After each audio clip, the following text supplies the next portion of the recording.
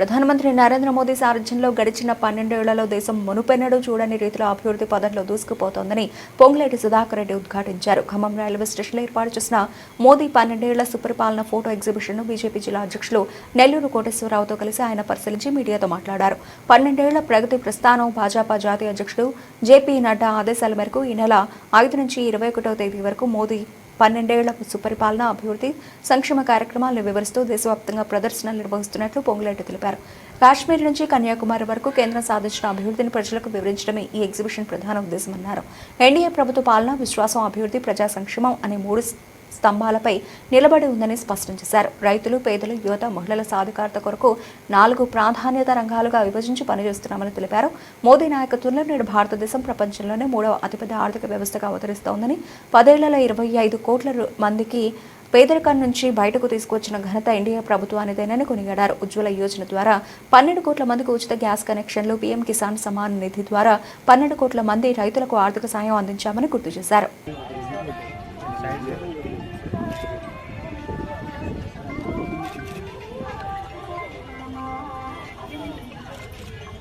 జై శ్రీరామ్,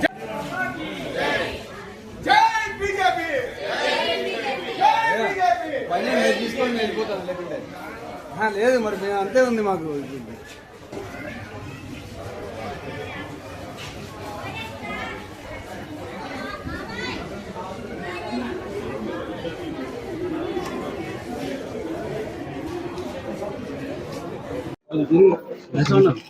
దేశవ్యాప్తంగా భారతీయ జనతా పార్టీ అధ్యక్షులు నితిన్ నబీన్ గారి ఆదేశం మేరకు ఈ నెల 5వ తారీఖు నుంచి వచ్చే 21వ తారీఖు వరకు కేంద్ర ప్రభుత్వం, ఎన్డీఏ ప్రభుత్వం, భారతీయ జనతా పార్టీ నాయకత్వంలో విశ్వనాయకుడు, ప్రపంచం మెచ్చిన నేత నరేంద్ర మోడీ గారు ప్రధానమంత్రి గారి సారథ్యంలో 12 సంవత్సరాల సుపరిపాలన, కేంద్ర ప్రభుత్వ ఎన్డీఏ పరిపాలన ఫలాలు, అభివృద్ధి, సంక్షేమ కార్యక్రమాలని కశ్మీర్ నుంచి కన్యాకుమారి వరకు వివరించే కార్యక్రమంలో భాగమే ఈరోజు ఖమ్మం రైల్వే స్టేషన్ పరిధిలో కొంత ప్రదర్శనగా కార్యక్రమాలను వివరించే ఎగ్జిబిషన్ కార్యక్రమం జరుగుతుంది ప్రజల మధ్యలో.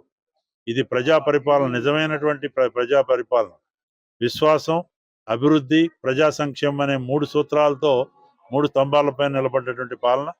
మరొక 4 స్తంభాలపై నిలబడ్డటువంటి రైతు సంక్షేమం, పేదల సంక్షేమం, యువత సంక్షేమం, మహిళల యొక్క సాధికారిత కొరకు ఆ రకంగా 4 ప్రయారిటీ సెక్టర్లుగా భారతదేశం ఆత్మనిర్భర్ భారత్ వైపు పోతూ ఇలా విశ్వ గురువుగా పోయే పరిధిలో మరి వికసిత్ భారత్ వైపు అడుగులేస్తున్నటువంటి పరిస్థితి. వికసిత్ ఖమ్మం, వికసిత్ తెలంగాణ, వికసిత్ భారతదేశం, ఇది భారతీయ జనతా పార్టీ ఎన్డీఏ లక్ష్యం.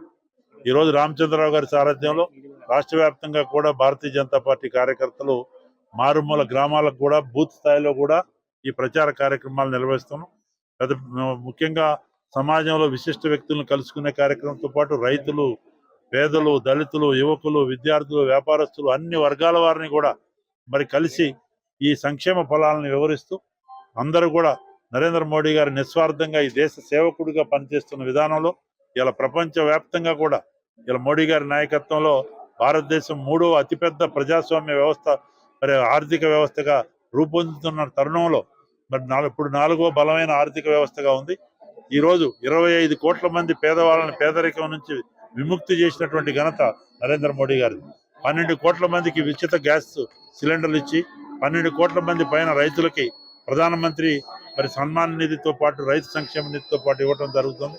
ఈ రకంగా అనేక సంక్షేమ అభివృద్ధి కార్యక్రమాలు, మరి లక్షల కిలోమీటర్లు గ్రామీణ రోడ్లు, వేల కిలోమీటర్ల నేషనల్ హైవే రోడ్లు, ఇలా రైల్వేల సుందరీకరణ, ఖమ్మం పట్టణం కూడా ఈ ఖమ్మం రైల్వే స్టేషన్ సుందరీకరణ భాగంగా 50 కోట్ల పైన ఇచ్చే కార్యక్రమం, భద్రాచలం అభివృద్ధి, రామప్ప అభివృద్ధి, ఇటు సాంస్కృతికంగా అభివృద్ధి కార్యక్రమాలు చేసుకుంటూ పోతున్న సందర్భం. కాబట్టి ఎంతమంది ఎన్ని దుష్ప్రచారాలు చేసినా ఒక బలమైన నాయకత్వం, ఒకవైపు దేశ భద్రత, ఆనాడు కరోనా వచ్చిన, మహమ్మారి వచ్చిన విధంలో దేశీయ ఉత్పత్తుల యొక్క మేక్ ఇన్ ఇండియా కాన్సెప్ట్తో స్వదేశీ ఉత్పత్తులను చేయటం, ఈరోజు ఎగుమతులు కూడా దరిదాపు ప్రపంచ స్థాయిలో రికార్డు స్థాయిలో ఎఫ్డీఏ నిల్వలు ఉన్నాయి. ఇంత విపత్తులు వచ్చినా సరే, పెట్రోలు, డీజిల్ ఇబ్బందులు వస్తున్నా కానీ బ్యాలెన్స్గా ఎక్కడా కూడా ప్రజలకు ఇబ్బంది లేకుండా చేసే కార్యక్రమాలు ఇలా నరేంద్ర మోడీ గారు చేస్తున్నారు. తెలంగాణ అభివృద్ధి కొరకు దరిదాపు 3 లక్షల కోట్ల పైన తెలంగాణ అభివృద్ధి కార్యక్రమాల్లో ఈ 12 సంవత్సరాల్లో ఇచ్చినటువంటి ఘనత నరేంద్ర మోడీ గారు. దురదృష్టవశాత్తు పాలకులు ఎవరైతే కాంగ్రెస్ పార్టీ అంతకుముందు టీఆర్ఎస్ అధికారంలోకి ఇచ్చినటువంటి పరిస్థితిలో మాయ మాటలు చెప్పి ఆ రోజు అప్పుల తెలంగాణ చేసిన టీఆర్ఎస్ బీఆర్ఎస్ ఒకవైపు అయితే కక్కుటమార గజకరణ గోకరణ విద్యలతో 6 గ్యారెంటీలు 420 హామీలు ఇచ్చిన రేవంత్ రెడ్డి గారి సారథ్యంలో కాంగ్రెస్ ప్రభుత్వం చెవులో పూలు పెట్టే పరిపాలన చేస్తుంది. స్కాముల మయం. ఇలా చిన్న చిన్న పిల్లల పైన అత్యాచారాలు జరుగుతున్నాయి, కరప్షన్ రాజ్యం వెళ్తుంది, సింగరేణిలో కుంభకోణం, అనేక రకాలుగా ముగ్గురు మంత్రులు ఉన్నారు ఈ జిల్లాలో. ఇలా రైతు గోస్ ఎవరు పట్టించుకోవట్లేదు, రైతు రుణమాఫీ కాలేదు, విద్యార్థులు ఫీజు రియంబర్స్మెంట్ కాలేదు. ఈరోజు అన్ని రకాలుగా ఉంటే ఇబ్బందులు. కేంద్రం మీద కావాలని నిందలేయటం, మాట్లాడితే రేవంత్ రెడ్డి గారు కేంద్రం ఇట్లేదు, కేంద్రం నువ్వేం చేస్తున్నావు మరి అన్నీ ఆకాశమే హద్దుగా అలుమిగాని హామీలు ఇచ్చి ఇవాళ మరి చేతగాని జీతాలు ఇచ్చే పరిస్థితి లేని అప్పుల తెలంగాణలో కాంట్రాక్టర్లే మంత్రులు, మంత్రులే కాంట్రాక్టర్లు. అలాంటి రాజ్యం నడుస్తుంది ప్రజాపాలనలో. ప్రజలకు చెవుల్లో పూలు పెట్టే పాలన. తప్పనిసరిగా కర్రు గాల్చి మరి వాత పెడతారు ప్రజలు రాబోయే రోజుల్లో అవసరం వచ్చినప్పుడు ప్రజాస్వామ్య పద్ధతిలో. కాబట్టి ఈ 4 రోజులైనా ఒళ్ళు దగ్గర పెట్టుకుని పరిపాలిస్తే బాగుంటుంది. వీళ్ళకి ప్రజలు పట్టలేదు, వాళ్ళ ఆస్తులు పెంచుకోవడం తప్ప, కాంట్రాక్టులు అనేక కుంభకోణాలు చేయడం తప్ప ఏమి లేదు. కాబట్టి ఒకవైపు మోడీ గారిది స్వచ్ఛమైన పరిపాలన, ఒకవైపు అనేక అభివృద్ధి సంక్షేమ పథకాలతో ముందుకు పోతున్నటువంటి పరిపాలన మోడీ గారిది. అయితే ఈరోజు మాయ మాటలతో కాంగ్రెస్ పార్టీ ప్రజాపాలన పేరుతో లోపభూయిష్ట పాలన చేస్తున్నారు, దగాకోరు మోసపూరిత పాలన చేస్తున్నారు. ఖమ్మంలో అనేక ఇబ్బందులు ఉన్నాయి. డ్రైనేజ్ వ్యవస్థ సరిగ్గా లేదు, మంచినీటి సదుపాయాలు చక్కగా లేవు. కేవలం ఆరంభ సూరత్వం శంకుస్థాపనలు ఇది తప్ప ఏమి లేదు. ఇప్పటికైనా ప్రజలు గ్రహించి భారతీయ జనతా పార్టీ నరేంద్ర మోడీ గారి నాయకత్వాన్ని బలపరిచి రాబోయే రోజుల్లో అది మున్సిపల్ ఎలక్షన్స్ కావచ్చు, ఇంకేదైనా కావచ్చు, ఇలా ఇంత బ్రహ్మాండంగా అభివృద్ధి చేస్తున్నారు. వెస్ట్ బెంగాల్లో గెలిచినాం, అస్సాంలో గెలిచినాం, 22 రాష్ట్రాల్లో ప్రజలు అధికారంలో బీజేపీని ఎన్డీఏని అధికారంలో తెచ్చారు. అనేక రకాలుగా అభివృద్ధి కావాలన్నా, సంక్షేమం కావాలన్నా, విశ్వాసంతో పాలన ఉండాలన్నా నరేంద్ర మోడీ గారికి బీజేపీకి సపోర్ట్ చేయవలసిందిగా విజ్ఞప్తి చేస్తున్నాం.